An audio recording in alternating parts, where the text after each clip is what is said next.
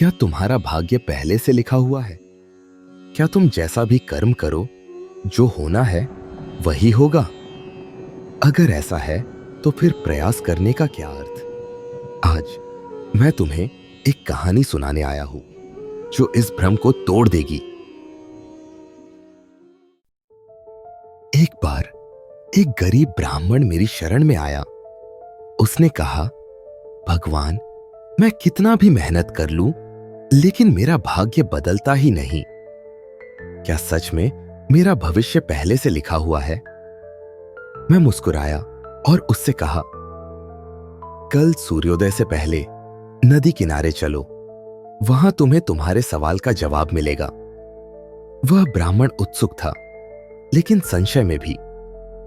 क्या सच में उसके भाग्य को बदला जा सकता है? अगली सुबह जैसे ही ब्राह्मण नदी किनारे पहुंचा, उसने देखा एक बूढ़ा व्यक्ति वहां बैठा था। उसके पास एक बड़ी सी मटकी थी जिसमें अनाज भरा था। ब्राह्मण सोचने लगा, इतना अनाज, शायद यह मेरे भाग्य का संकेत हो। लेकिन जैसे ही वह वहां पहुंचा, एक अचानक आई आंधी ने मटकी को नदी में गिरा दिया। ब्राह्मण हैरान रह गया। क्या यह उसका भाग्य था? वह निराश होकर मेरे पास लौटा। ब्राह्मण ने मुझसे कहा, भगवान, मैंने अपनी किस्मत बदलने की कोशिश की, लेकिन सब बेकार गया। क्या मेरा भाग्य पहले से तय था? मैंने कहा, भाग्य वही है जो तुम्हारे कर्म से बनता है। फिर मैंने उसे दिखाया।